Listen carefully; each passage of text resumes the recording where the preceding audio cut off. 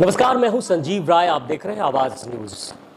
कहा जाता है नारी सशक्तिकरण की बात आती है तो महिला अव्वल होती हैं। और आज राष्ट्रीय लोक जनशक्ति पार्टी की प्रदेश महिला अध्यक्ष है। हम बात कर रहे हैं स्मिता शर्मा की।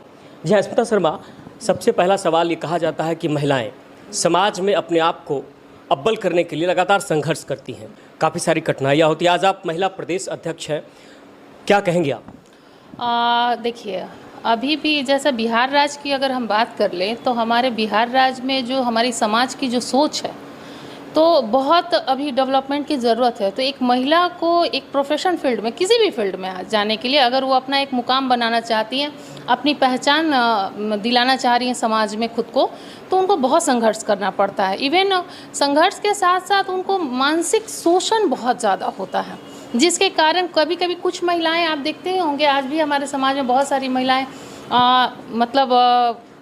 इससे परेशान होकर गलत रास्ता अख्तियार कर लेती हैं या अपने आप को गलत।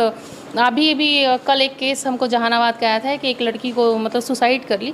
तो ऐसी चीज़ों को भी हम लोग को देखना पड़ता है। लेकिन मैं बहनों को यही कहना चाहती हूँ कि संघर्ष है और ये समाज से लड़ने की क्षमता भी हमारे अंदर है। बिल्कुल, बहुत सही कहा आपने। लेकिन राजनीति में भी बड़ा संघर्ष है। सियासत में कहा जाता है कि पत्ते बिखरते हैं, उठते हैं। अगर हम बिहार की सियासत की बात करते हैं तो इन दिनों बिहार की सियासत उबाल पर है। अमित शाह के आगमन के बाद जिस तरह से, हालांकि एक दुखद घटना है सासाराम और नालंदा को लेकर, लेकिन अमित शाह ने अपने मन से कहा कि एक तो अगर हम चुनाव की बात करते हैं तो 90 सीटों पर उनकी नज़र रहेगी। दूसरी बात उन्होंने कहा कि जो लोग दंगाई हैं उनको उल्टा लटका कर सीधा करेंगे। यानी कि बिहार की सियासत में सब क्या कैसे ले रही हैं? देखिए, सबसे पहले तो हमारे जनता को ये भी सोच लेना चाहिए कि हमारा जो ये इधर 16 साल, इधर 17 साल नीतीश जी की सरकार जो रही, अभी गठबंधन की सरकार है, इसके पहले जो 15 साल लालू जी की सरकार रही, तो हमारा बिहार राज्य क्राइम के मामले में या बेरोजगारी के मामले में बहुत इसको अव्वल नंबर पे कहा जा सकता है। तो डेवलपमेंट नहीं हुआ है। तो एक बार बीजेपी जो है, आप देख लीजिए, यूपी को देख लीजिए, आज वहाँ क्राइम कंट्रोल में मौके पे इतना पवित्र दिन के दिन दंगा फसाद हुआ। और जैसे अंदरूनी सूचनाएं हैं कि कुछ लोगों का हम लोग को, हमारे भाइयों का नुकसान भी हुआ, तो ये बहुत दुखद है। तो इस पे अगर गृह मंत्री जी ने कहा है तो मैं तो जनता को यही कहना चाहती हूँ, एक मौका एक नई सरकार को अब देने की बारी है। अगला सवाल है कैबिनेट मिनिस्टर। अगर हम बात करते हैं पशुपति पारस जी की, तो 9 तारीख को जो जानकारी मिल रही है, एक बड़ा कार्यक्रम भी और खासकर फूड प्रोसेसिंग को लेकर वो एक बड़ा आयोजन भी होगा। तो ऐसे में क्या बहुत इसको अव्वल नंबर पे कहा जा सकता है। तो डेवलपमेंट नहीं हुआ है। तो एक बार बीजेपी जो है, आप देख लीजिए, यूपी को देख लीजिए, आज वहाँ क्राइम कंट्रोल में मौके पे इतना पवित्र दिन के दिन दंगा फसाद हुआ। और जैसे अंदरूनी सूचनाएं हैं कि कुछ लोगों का हम लोग को, हमारे भाइयों का नुकसान भी हुआ, तो ये बहुत दुखद है। तो इस पे अगर गृह मंत्री जी ने कहा है तो मैं तो जनता को यही कहना चाहती हूँ, एक मौका एक नई सरकार को अब देने की बारी है। अगला सवाल है कैबिनेट मिनिस्टर। अगर हम बात करते हैं पशुपति पारस जी की, तो 9 तारीख को जो जानकारी मिल रही है, एक बड़ा कार्यक्रम भी और खासकर फूड प्रोसेसिंग को लेकर वो एक बड़ा आयोजन भी होगा।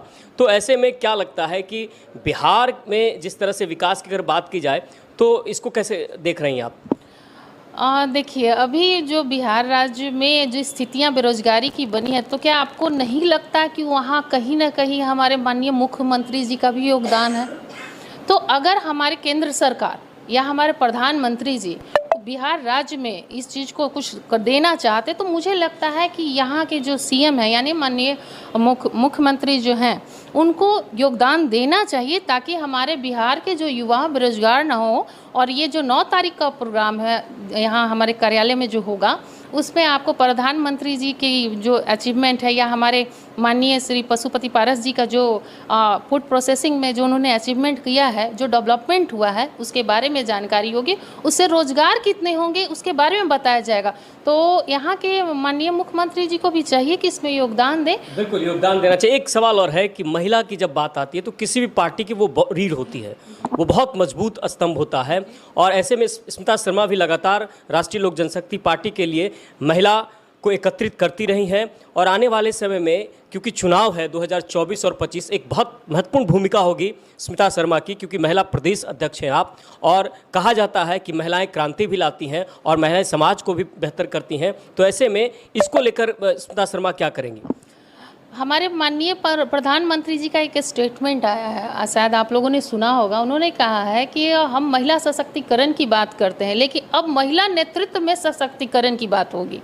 तो ये सोचिए कि बहुत बड़ी बात है। और बिहार राज्य में जहाँ तक अब आने वाले समय में जो लोकसभा चुनाव है, तो हमारा जो है 12 तारीख को मेरा प्रदेश कार्यकारिणी और जिला कार्यकारिणी की बैठक है। आप देखिएगा कि हमारी महिला सशक्तिकरण की जो बात हम लोग करते हैं या जिस धरातल से हम लोग जा रहे हैं, तो हमारी हर एक महिला जो है पंचायत स्तर से लेकर बूथ स्तर तक तैयार रहेंगी। एक ऐसी सेना तैयार हो रही है जो आने वाले समय में राष्ट्रीय लोक जनशक्ति पार्टी में भी ये प्रकोष्ठ बहुत आगे जाएगी रहेंगी। एक ऐसी सेना तैयार हो रही है जो आने वाले समय में राष्ट्रीय लोक जनशक्ति पार्टी में भी ये प्रकोष्ठ बहुत आगे जाएगी। ये थे हमारे साथ महिला प्रदेश अध्यक्ष स्मिता शर्मा। जाहिर तौर पर महिलाएं समाज में अव्वल हो और महिला सशक्तिकरण और महिला कहा जाता है कि एक पुरुष की सफलता में महिला का अहम योगदान होता है। लेकिन स्मिता शर्मा ये लगातार कह रही हैं कि वो समाज के साथ साथ जो उनका राजनीतिक सफ़र है उसमें भी वो अपनी पार्टी के लिए पूरी ताकत लगाएंगी और 2024 और 25 के मिशन को कैसे कह सकते हैं बेहतर किया जाए और कैसे उस पर आगे काम किया जाए, इसको लेकर भी उन्होंने जवाब दिया। हालांकि अब देखना होगा, सियासत है 2024, सबसे पहले जो 2024 है उसमें किस तरह से कैसे बीजेपी और उनकी सहयोगी पार्टी सियासत का सिक्का अपने पाले में करेगी, ये तो आने वाला समय बताएगा। पटना से आवाज़ न्यूज़ के लिए संजीव राय।